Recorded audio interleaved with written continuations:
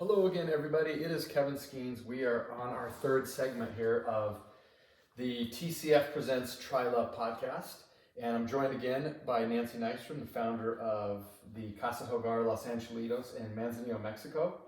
And Nancy, in the last episode, we kind of talked about the kids that you work with at Casa Hogar and the kids that I work with in the United States both have tremendous challenges right now. Yeah. Would you say because of COVID, the challenges are even increased? Well, the problem that happened with COVID is that they were all put in, kind of isolation, so they didn't have that great social interaction and fear.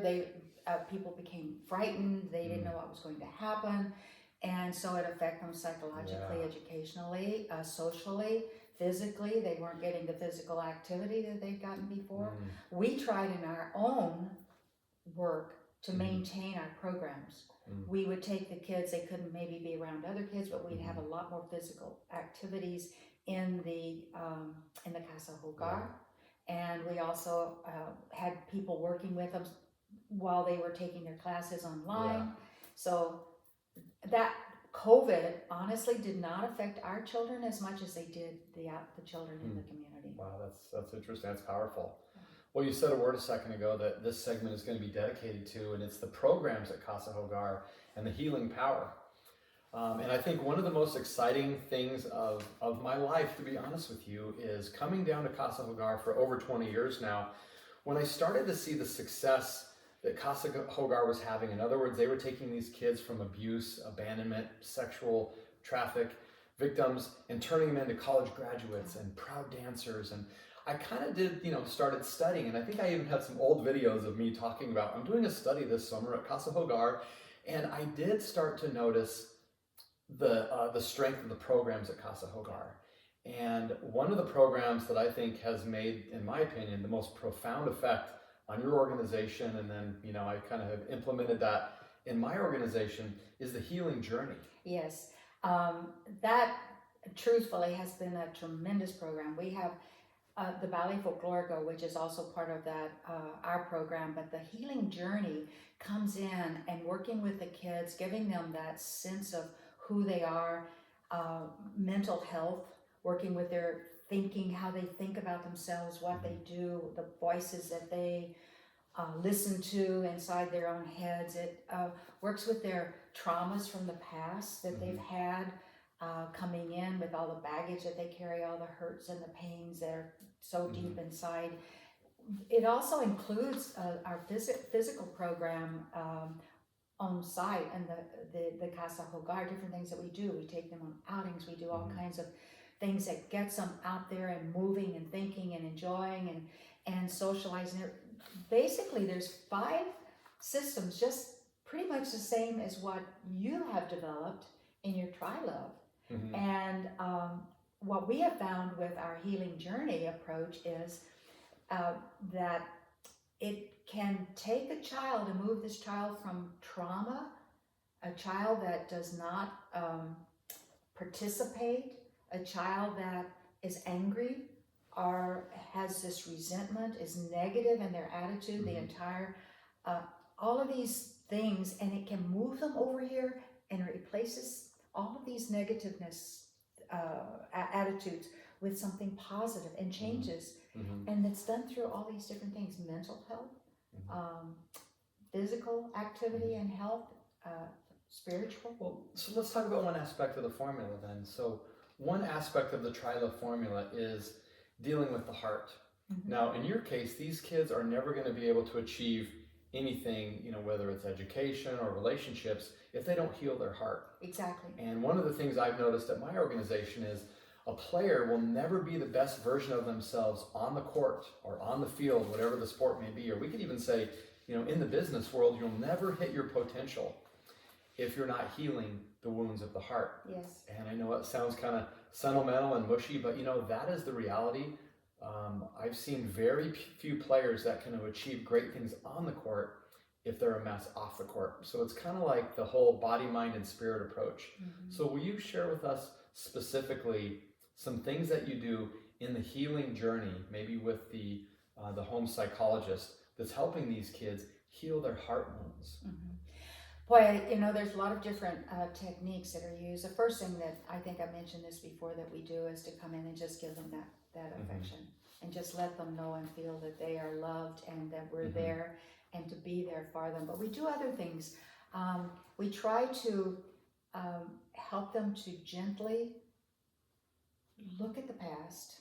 Many of them come in and they don't even know why they're so angry because things happened to them when they were babies, maybe even before they were born. So it's just part of their makeup. It's part of their makeup, and it's in here. And one thing that we've learned, or I've learned in recent time period in studying some other things, is that the heart actually is like a mini brain and it has memory cells. So we have memory in our hearts that we don't even know is there, but we'll recognize something or something will trigger how we respond. So in working with the children, we try to help them to learn to read their own heart and to understand, and why do you feel that way and why is this happening? So that is something I think in your training and working with the kids, you work with them about the heart also. And how do you do that in your system? The approach that we've taken, because you have these kids full time with you. I see these kids 2 or 3 times a week. A few things that we found to be effective, and I just base it on the feedback that I've gotten. Number one is good old fashioned journaling. One of the first things I do when I work with mental toughness is I get them a journal. Yeah. Because if you're not processing the setbacks in life, you're not going to be able to move forward. In fact, it is the setbacks that help us grow and learn, where so many people these days, at least in my arena, they think the setback means they're a failure. Yes. And then they start listening to that voice. And what we're trying to teach is, guess what? A setback is not a failure. A setback is an opportunity. A setback, if you process it in your journal, you can learn from and grow bigger and grow stronger. And I heard something just this morning on the way to the airport, and they talked about there's an ancient Chinese tradition, or a story rather, that if you take a mug and you drop it, they put it back together with golden glue. Like the mug you dropped this morning? Yeah, that really did happen. Right, exactly. But they put it back with golden glue because the symbolism there represents it's when you fall apart, it's when you struggle. If you pull yourself back together, that's when you're coated with I almost said coated with glue. That's when you're coated with gold. Yeah. That's when you can really shine. So journaling is something that's been important. Our coaches give journaling assignments.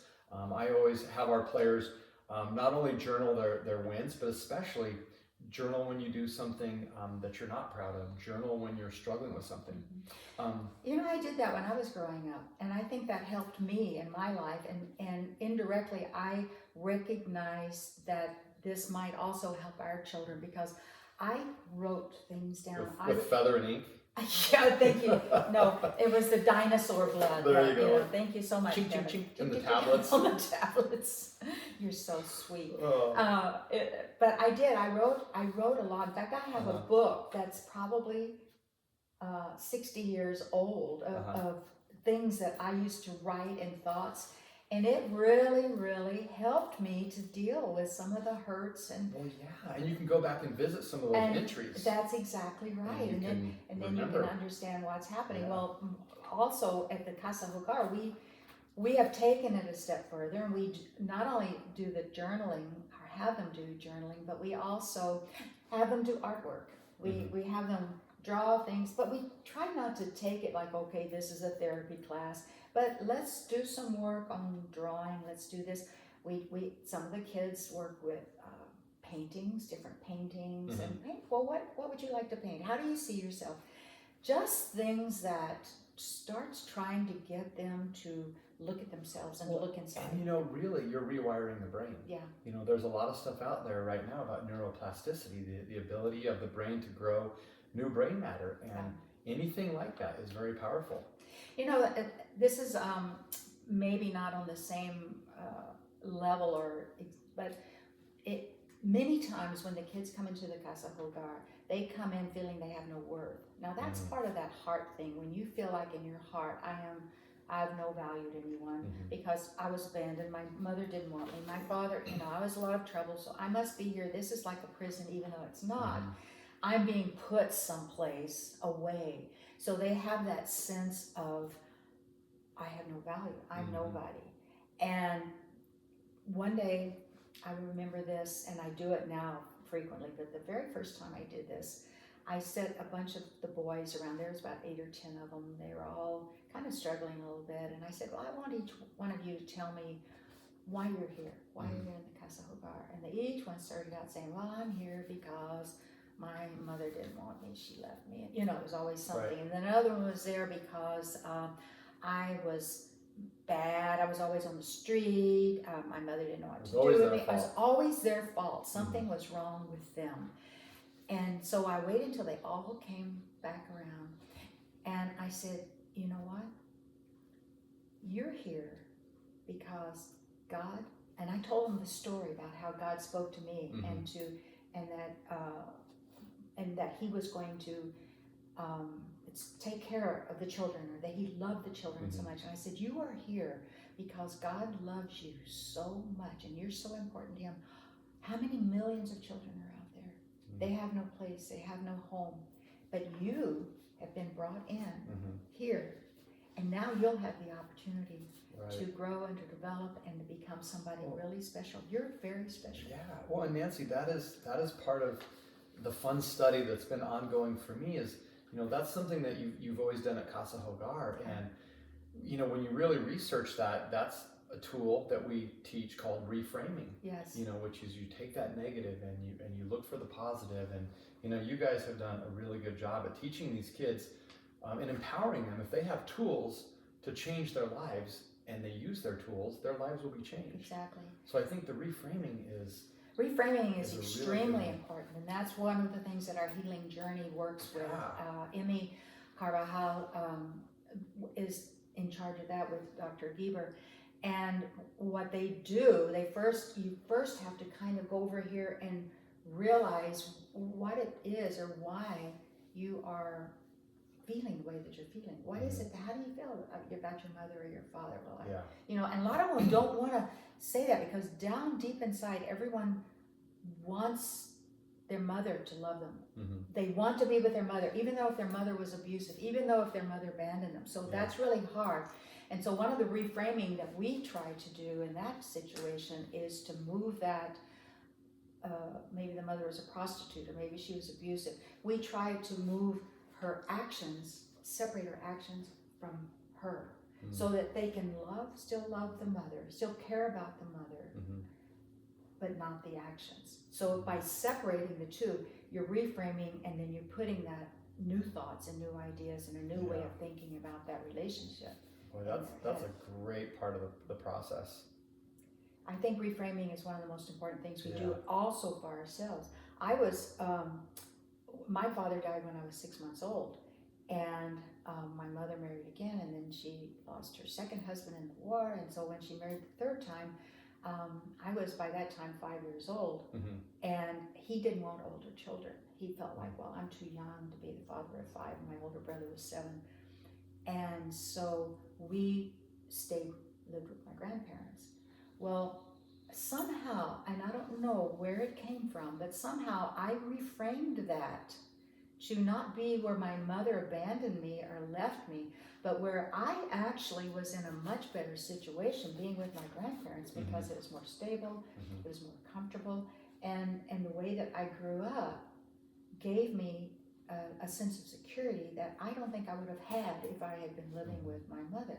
Well, I continued to love my mother because my grandparents saw to it that I did.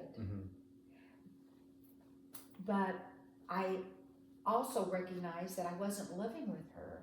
And so some of these things that have happened to me in my life, I never scientifically looked at them, but it was just a sense that I felt.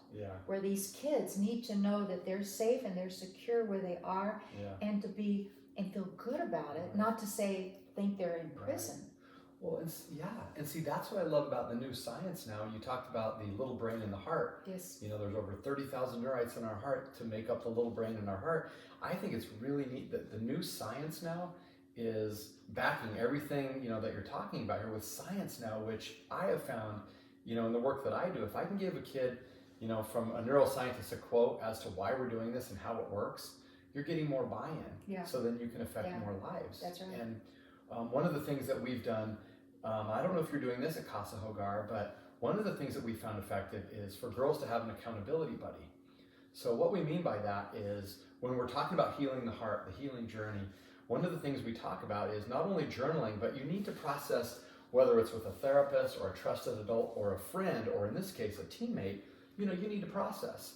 So we have the girls pick an accountability buddy, and they have to check in on the phone, not text, once a week and just see, hey, how you doing? What's going on this week?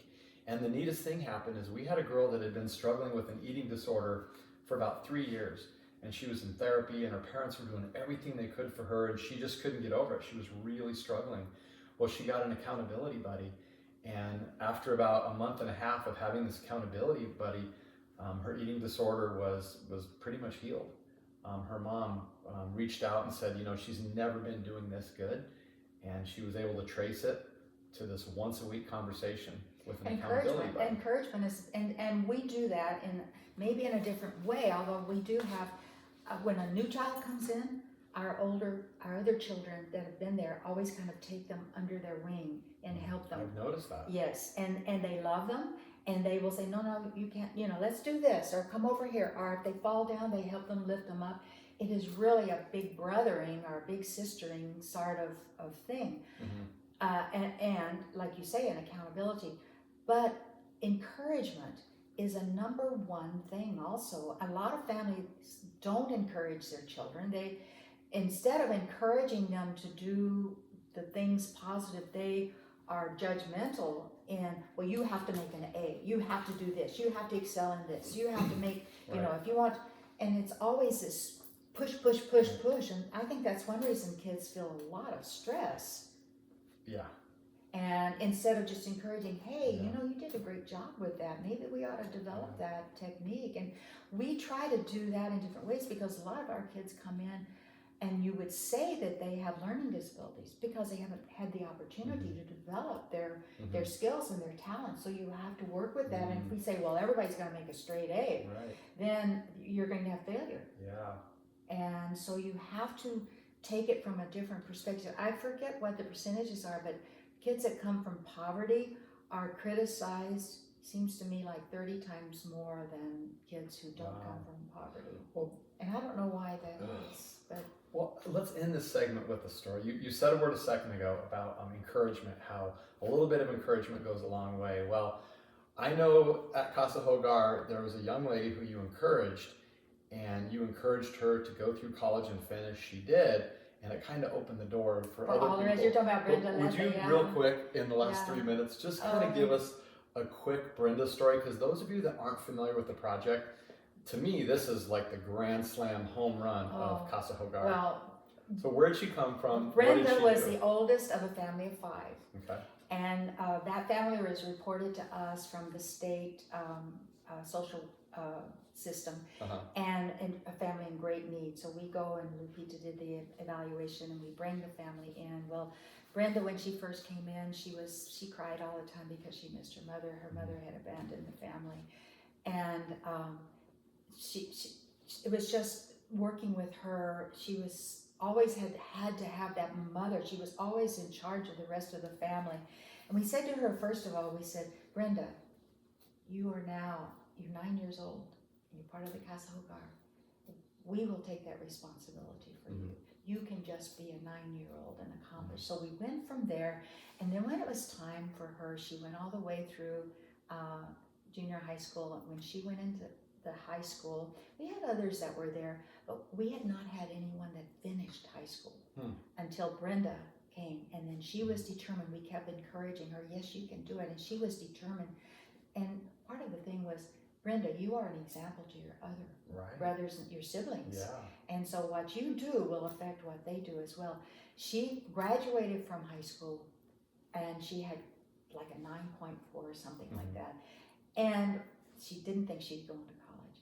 But we said, yes, you can. Yes, you can. What do you want to be? What do you want to be? So she just said, well, I really want to be an orthodontist. I really want to work with them. And so we said, okay, well, let's look. It took us a while. We couldn't find the right university because people don't want to bring in a student from a Casa Hogar. They want families from, wealth. So we found a school that would give her what she needed in Morelia. She went through that, and because she went on into college, then the next group of kids that came up They graduated from high school, the next group graduated from high school. Then they decided, well, if Brenda can do it, we can do it too. That began the whole system, the whole series of our kids graduating from high school, where before it had been junior high at the most, going into college and graduating from college. We have about, I don't know, 10 of our kids that have graduated from college. You have 10 college graduates. Yeah. How many are in right now? Right now we have 3 that are in college right now, and we have 2 more that will enter in September. And remember, these are kids that came from abuse, Nothing from abuse, literally extreme from nothing. poverty, Right. lack of education, Yeah. lack of opportunity. So, you know, the healing journey is just one aspect, Yeah. one program that's Yeah. helping these kids achieve amazing It's things. kind of a lifestyle for us. The healing journey has become Yeah. kind of a living lifestyle for us at the Casa Hogar. That's amazing. So, Well, let's end it here. I look forward to talking to you next time. And again, we'll be sharing more miraculous stories. And the key here, and one of my goals for this podcast, is to share some of the principles that are helping your kids, that are helping my kids, that can help anyone in any walk of life. Yeah. All right, we'll talk to you next thanks, time. Kevin. Good. Man, 20 minutes is nothing, right? Like, isn't it Oh, going I like know, it's 5 too minutes? fast. Oh my gosh.